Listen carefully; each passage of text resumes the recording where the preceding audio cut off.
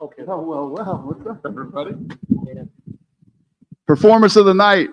Muniz, Trujillo, Vern, and Phillips. They all got $10,000. You know the gate. I already told you.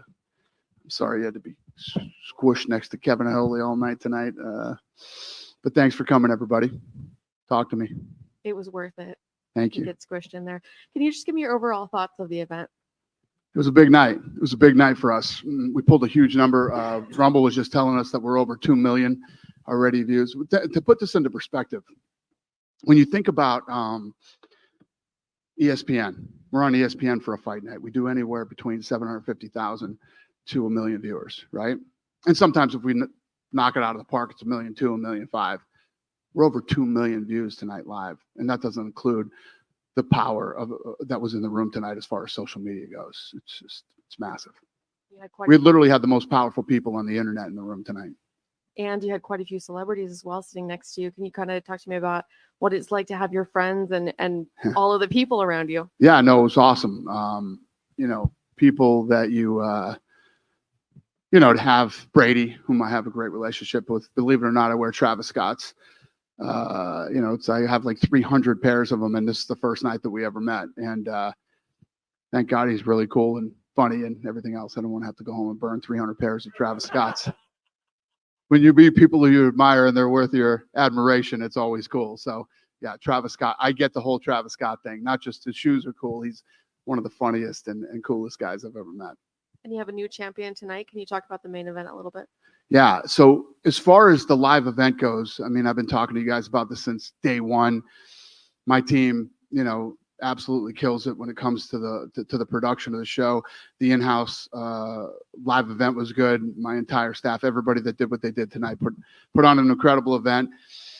The things that we can't control are the fights, and we're still at a place where, like the Sheena fight, Catalina is very green. So it was a foul, but you can see that she definitely has a future in the sport. Can you give us an update on Sheena's health at all? Yeah, Sheena's okay. Yes, she usually does that to other people, and tonight it happened to her. But I mean, she's such a huge superstar for us, and obviously, everything she does is incredibly viral. Sean Strickland tweeted that there may have been something between him and Machine Gun Kelly. Can you talk to me about what happened there? You can't bring Sean Strickland around any other human beings. It's like, you know what I mean? It has nothing to do with Machine Gun Kelly. It's about humans. There was a recent video of John Jones looked like body slammed and thrown around. Is he healthy? Really? I know nothing about this. He's I guess in New Zealand or Australia or somewhere, and he's getting thrown around by the rugby guys. They were throwing him around? Yeah, he got thrown onto mat and all kinds of stuff. So I'm assuming you haven't talked to him about his health. I'm assuming he looks to be okay. Okay, that sounds good. I'm happy to hear that. I know nothing about this.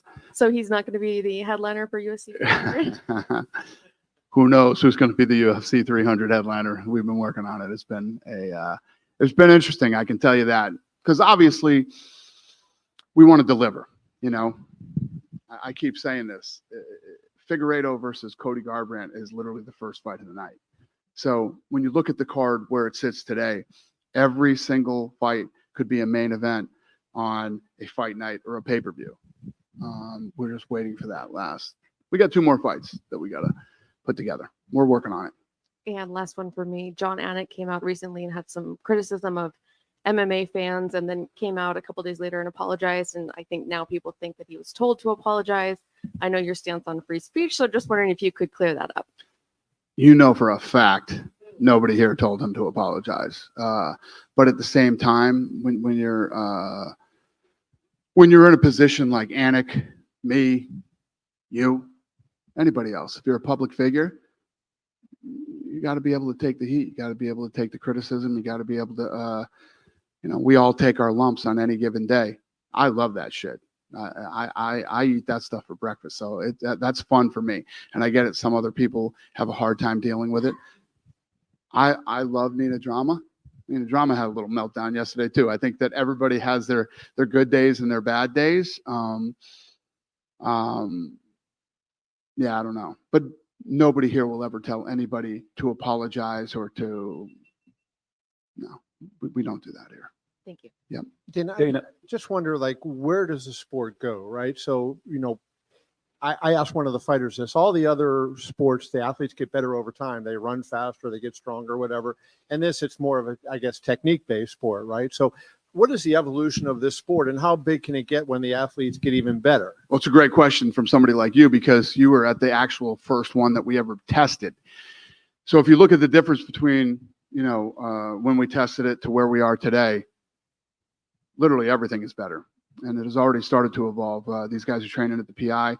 There's stats involved now. We're starting to figure out strength, neck strength, torque, like all different stats on these guys when they train. And as more and more money comes into the sport, it will evolve. Just like MMA. I mean, in the early days of MMA, there were like 3 camps to go train with, and it wasn't mixed martial arts. It wasn't what it is today. And that will happen here too. Will you have some of the fighters train at the PI and things like that, and then use the technology that the PI has to help? It's already happening. Yeah, we're already doing that. Now camps are actually starting to pop up, and some of these guys that are coming and coaching are really good.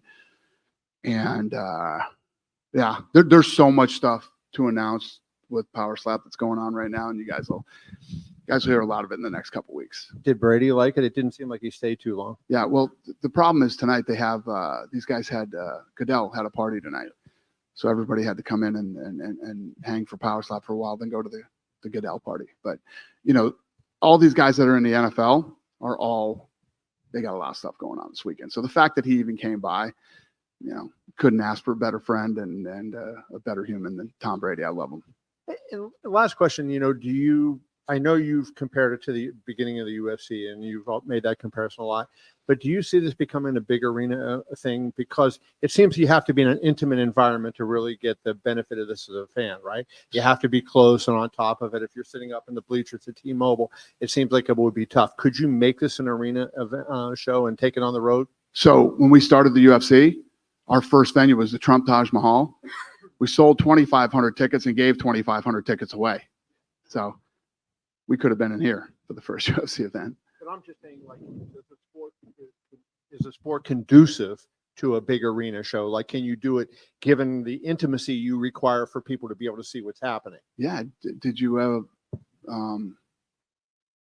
ever see darts? Ever see a dart event in England? It's fucking. Any of you ever see darts? Eddie Hearn. There you go, my man.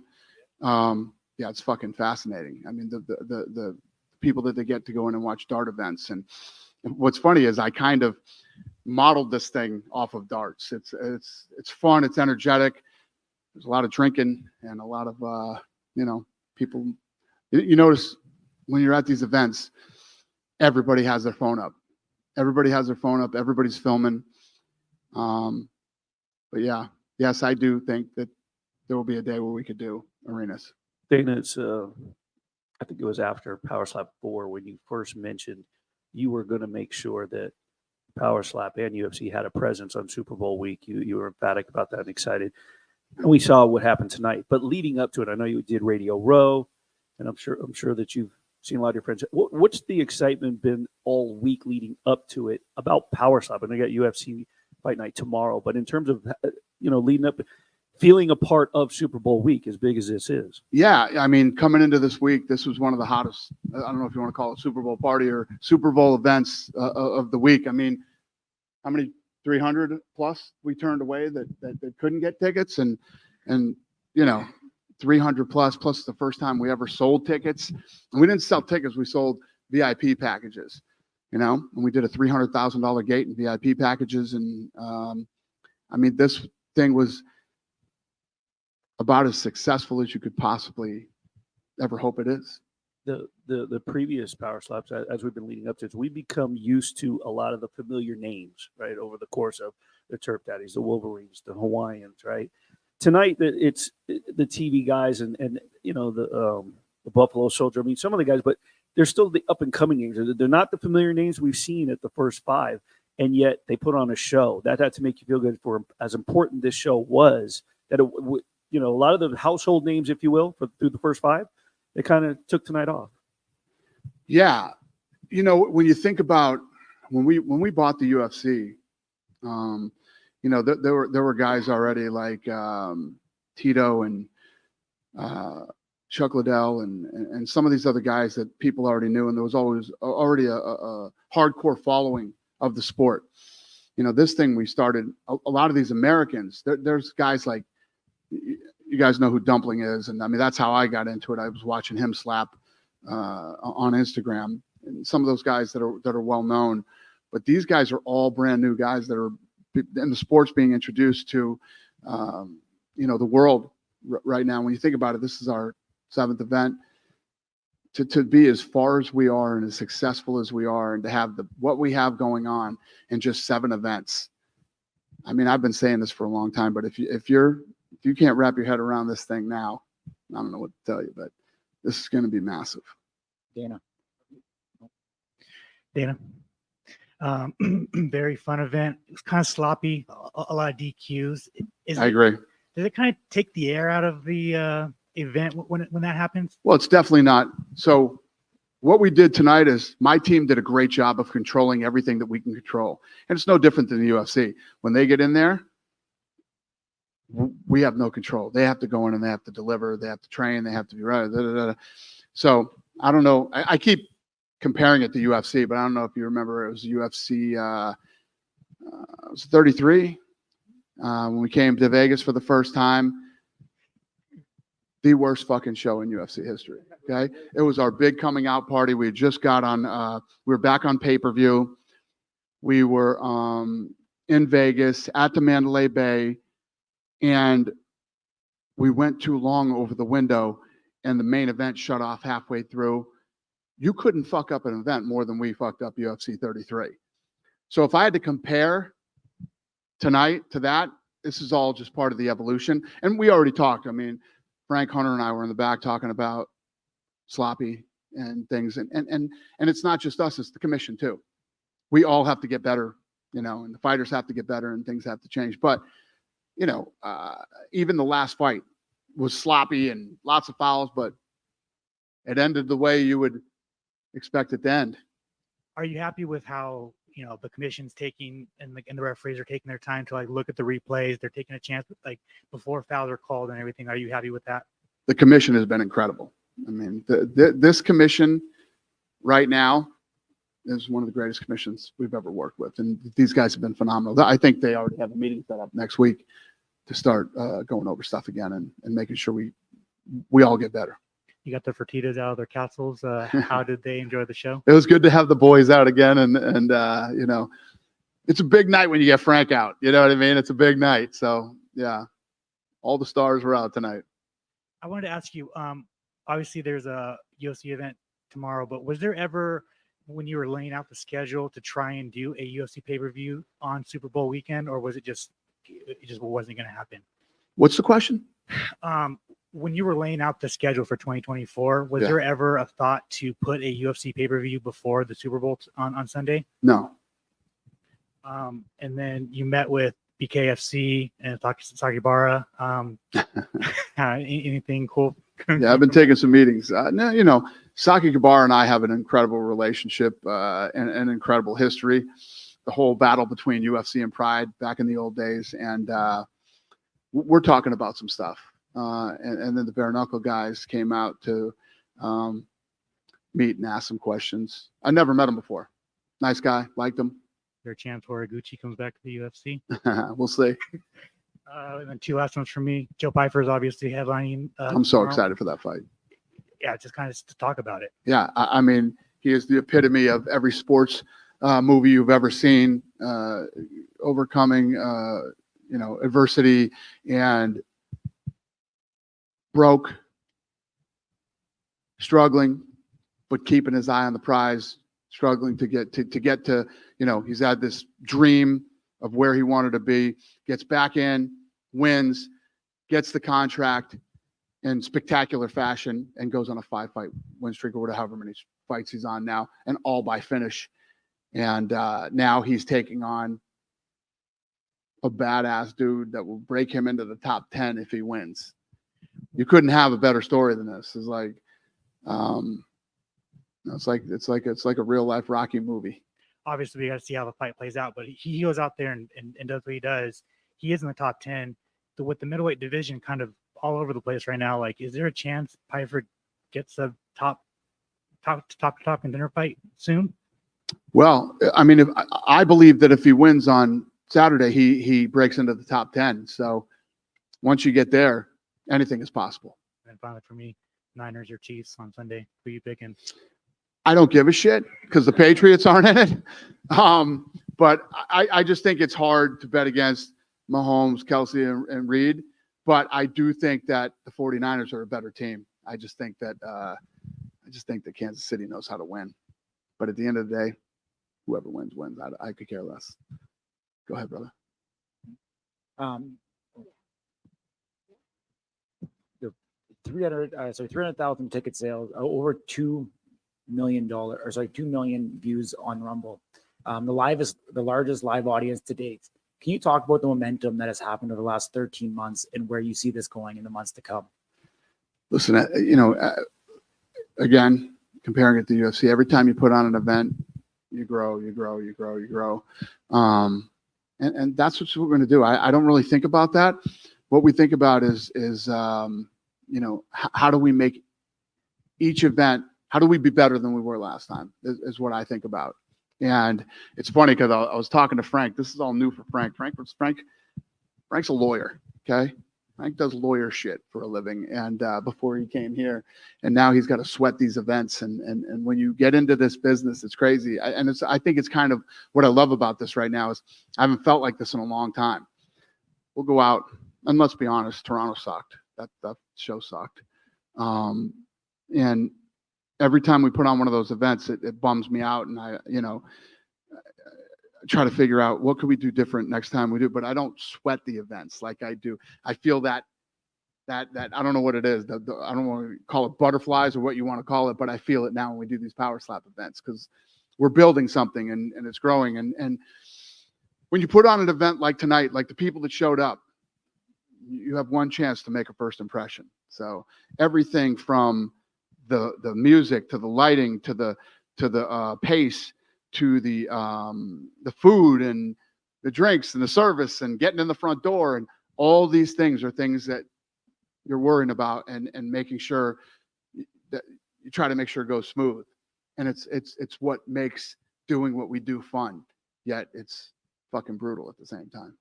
I mean, you had incredible celebrities here tonight. You've talked in the past about having celebrities participate in slap fighting matches. Have you had any further conversations recently?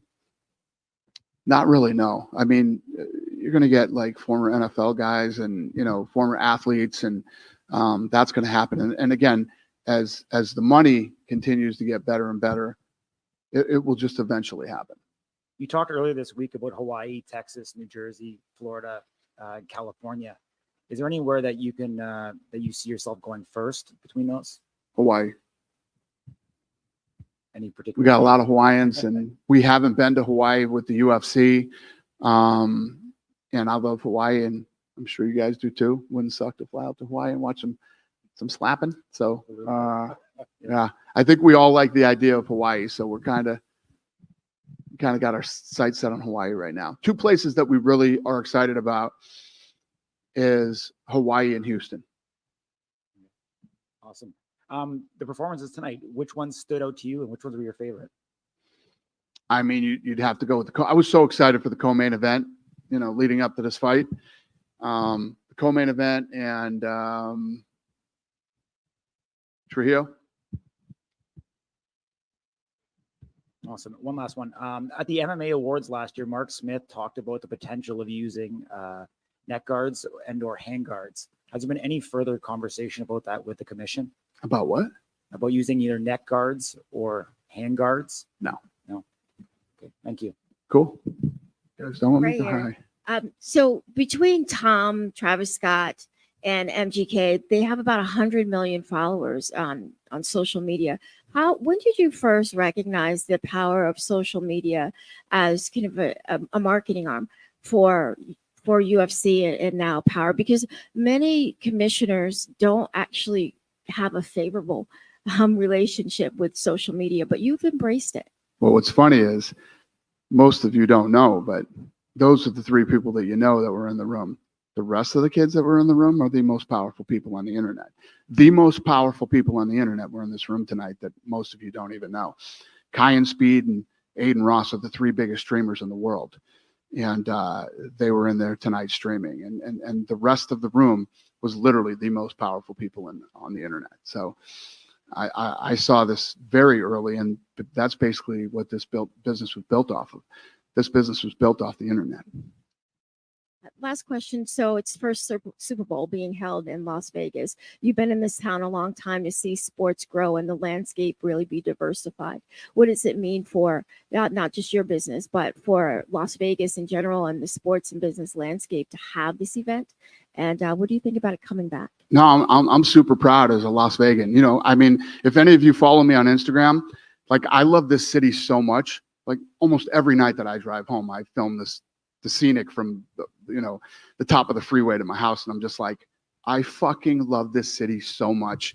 We moved here from Boston in 1977, and when we moved here, the UNLV Running Rebels were like the biggest thing on the planet. Like everybody in this city loved the Rebels, and just that alone, I think, showed what a big sports town this had the capability of being. So I talked to Roger Goodell today. So I was with Roger Goodell this afternoon, and I said, you know that this is where the Super Bowl should be every year, right? This shouldn't even go anywhere else. The Super Bowl, the World Series, the NBA Finals, and whatever else should be here like every single year. There isn't another city that can compete with this city. This is the greatest city on earth. All the big sporting, leagues are coming here now. They're going to have a fucking ping pong league here pretty soon. I mean, everybody is coming here. Baseball, basketball, soccer. I mean, they can't get here fast enough. Why? Because this is the greatest city on earth. We have the best hotels in the world. We have the best restaurants, the best entertainment, the best shopping. And, I was talking about this the other day. If you're from Boston and you're going to do an away game for the Patriots, you're going to Vegas. Not going to Cleveland. You're coming to Vegas. You know what I mean? Sorry, Cleveland. I keep shitting on Cleveland, but Okay, keep it up. you're just the one that pops in my head. But this is the greatest city on earth. Just a quick follow-up. What was his response to you recruiting Super Bowl back every I don't know how he took it, but he definitely didn't disagree. He definitely didn't disagree. It's the greatest city on earth, and it's the greatest sports town on the planet. And I'm from Boston. So what's that tell you? Dana. Yeah. Sheena, she's one of the biggest face of Power Slap, and she said before that she's planning to fight MMA this year, probably the first semester. Is she going to be able to do both, like Power Slap and MMA, or maybe? She said she wanted to do an MMA fight. Yes. I don't know anything about that. Okay. After the night, she might want to take some time off. Yeah, Cool. for the MMA Masters. Cool. Do you think it would be possible for her to do both? I don't know. You think she should turn right around and start training for an MMA fight right now, or maybe wait a little bit? Anthony Smith, we saw him today, Yep. tonight. Is there any other fighters, UFC fighters, that want you to do that? Because I know, like, some of Brazilian fighters, they would love to do the catching. Well, Anthony Smith was very vocal about how much he loved this and he wanted to be a part of it. So, we love Anthony Smith, so we did it. Obviously, so me and the Fertitta Zone throw one too. For those of you that don't know, we own Ridiculousness on MTV. We own SLS Skate League, Nitro Cross, and Travis Nitro Circus. And Cowboy wanted to race. He wanted to be one of the racers in there. So Cowboy's in that. I got a bull in the PBR, and for whatever fucking crazy reason, no Cowboys can ride him, but Cowboy Cerrone wants to ride him. So that's happening in Dallas, Texas in May. We got a lot of fun shit going on. Obviously, these fighters, when they retire or if they want to do other things, we got a lot of stuff to do. You said Cowboy it's funny because during part of his career, you were kind of concerned about the things he was doing. Besides, Well, he doesn't have a career anymore. So yeah. I mean, if you want to ride Twisted Steel, who is like 33-3 against fucking cowboys who ride bulls for a living. He's a grown man. What am I going to do? Fair enough. So you had Travis Scott, Tom Brady, Charles Barkley. Who did like most of the Mets? Who liked it more? Yeah. Well, I haven't talked to Barkley yet, but Travis Scott was going crazy during the event. Travis Scott was going crazy. Travis Scott. Any of you that like Travis Scott shoes and all that shit, one of the coolest guys you'll ever meet. He was fucking hilarious and a great guy, and yeah, I had a blast with him tonight. Awesome. Just to make it clear, you said before to Amy that you're going to announce 2 more fights for UFC 300. Yes, sir. So main event and co-main event, or another? Co-main event and another one. Perfect. Is there any date when you're going to announce or something? Well, listen, I'd announce it now if we had it. We've gone through a lot of crazy shit trying to put this fight together. So it's been interesting. No date. Awesome. ASAP is the date. Last one for me. Congrats on Kayla Harrison contract. Would you mind to give me your thoughts about how was the negotiation? And she's fighting 135, right?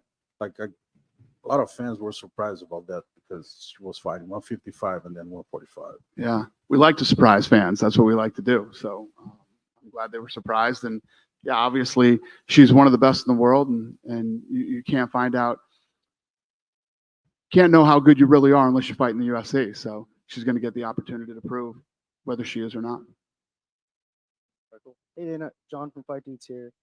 Congratulations on getting Power Slap officially sanctioned in the state of California. Thank you. Is there a city in California you'd like to go to first? We were talking about that. It's a great question. We were talking about possibly, obviously Southern Cal, go down to maybe San Diego, or I don't know yet. We've kind of kicked it around, but the first 2 that we're really focused on right now are Hawaii and Houston is where we want to go. And as a Seattle native, I have to ask, when is a UFC coming to Seattle? Good question. I mean, we've got a lot of places that we haven't been to since COVID. Seattle's definitely one of them. I mean, it's a great market for us. It's always been really good to us. When we first went there and did our first event, I mean, we went back like 3 times in a row, I think, right after that. That's how good Seattle was. So we'll eventually get back to Seattle. Great, cool. And one last question. Do you always hit on 16? Do what? Do you always hit on 16? I'll check you out. Yes. Always. Unless the cards are goofy. I usually play by the book unless the cards are weird and I got a gut that I shouldn't. But yeah, I always hit on 16. What about 17? Would you go there? Do I hit on 17? Yeah. That's fucking hilarious you asked me that. So I was in I need some tips. This is awesome. So I was in a blackjack tournament a few years ago. The trophy is in my office, right? Yeah. Like my blackjack trophies are like some of my fucking most prized possessions. When I die, I want them to fucking like lay me in there with the trophy. Yeah. So I'm in a blackjack tournament, and you had to pay $250,000 to enter that blackjack tournament. But because I was a celebrity, I didn't have to pay. So I made it to the last table, and I'm playing against all these guys. So we're going. So they set up the last table. 5 people go to the last table, and this guy. So there's a lot of waiting while you know. So this guy comes up to me and says, "Hey, I'm a big fan." Da da da da. I'm like, "Oh, cool, thank you." Blah blah blah blah. And he says to me, "You know how this works, right?" I'm like, "No, I don't understand. How what works?" He goes, "When you make it to the last table, we all split the pot." And I'm like, "Yeah, fuck that shit. Yeah, I'm not splitting the pot. I came here to win this fucking thing." This dude, these 4 people wanted to fucking murder me. I'm not kidding you. The tension in the room was so fucking crazy. It was unbelievable. So we start playing at the last. Now they're all playing to beat me. Okay. And I can't remember what I did. I can't remember what the move was, but one of the guys starts yelling, "He can't fucking do that.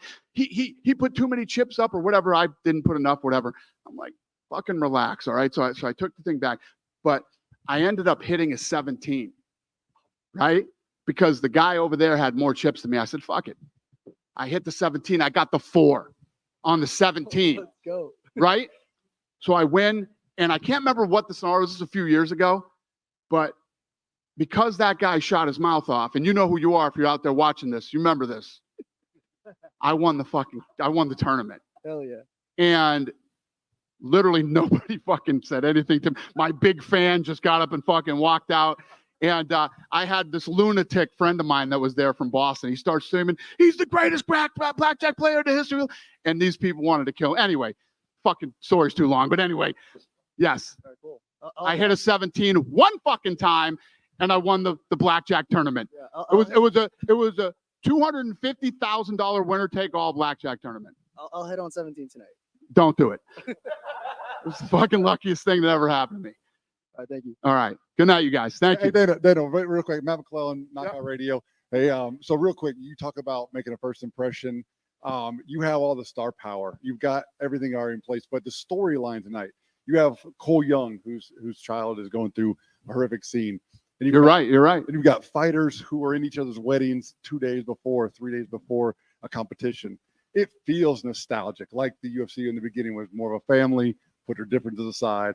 You're telling the story, you're making the personal connection. And I, being my first time here, was mesmerized by what I saw. I don't know why everybody's not standing up right now. The excitement of what you have right here is greater than anything I've ever seen in my life. Thank you, sir. And it's massive. It's so talk about how it got to hear from. So thank you. And that's what we're going for. We believe too that we have this fucking lightning in a bottle. And you know, I believe that we're the best at putting on live events and creating the buzz and the energy and all that shit. All the bells and whistles that we can control until the fighters get in there. But tell them the story, like he's asking about that. About Cole?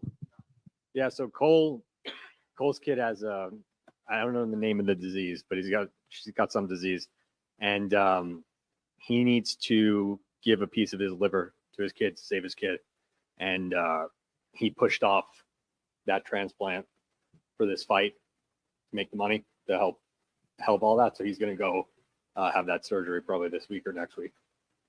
It's unbelievable. I mean, the storyline. Exactly. And you know, there's a lot of people that shit on this thing and say whatever. These kids are making, a year ago, before I decided to get into this, these kids were doing this shit for free. You know what I mean? Or for fucking $100 and stuff like that. These kids are making life-changing money now. I was talking about with Pat McAfee the other day, Wolverine, and how it's changed his life. And a lot of these other guys now that are starting to quit their jobs and start to train full-time and take this thing serious. And you know, no matter what combat sport you're involved in, come from a rough life. You come from hardship. Guys who get involved in combat sports, and this is something that will change a lot of people's lives, not just in the United States, but around the world as we continue to grow this thing. So speaking of changing lives, I know Gary Breccia, your 10X doctor of health. We were talking to Ryan Phillips earlier. He talked about this as a mental game and discipline training and being able to control your sympathetic response.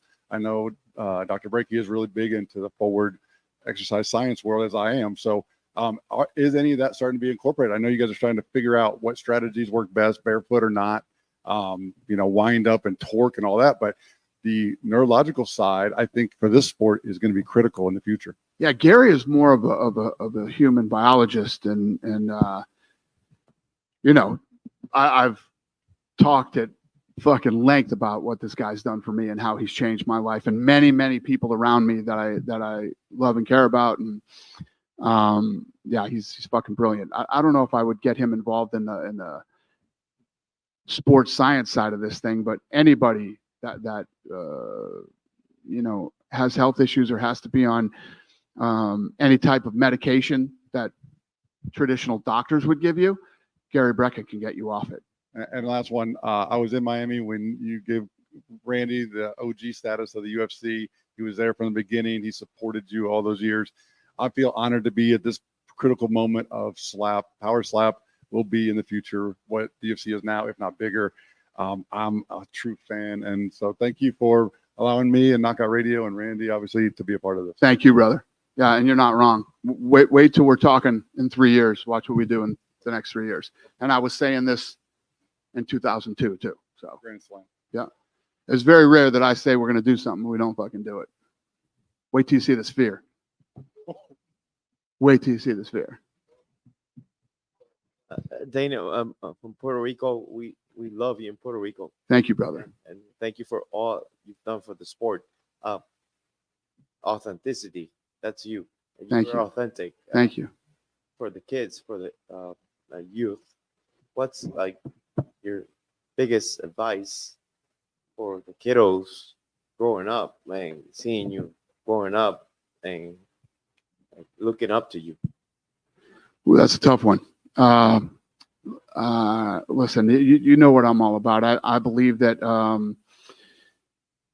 I think that the world has become very soft, and a lot of people bitch and complain about a lot of stuff. One of the great things about being in this business is what I was just talking about earlier, is that the people who are in this sport, whether slap or boxing or MMA, come from hard places, come from tough upbringings or tough backgrounds, and life is tough, world is tough. Nobody's gonna fucking be nice to you. Nobody's gonna, you have to get out there and you have to figure out who you are, and you have to grind and work hard every day, and can't let anybody.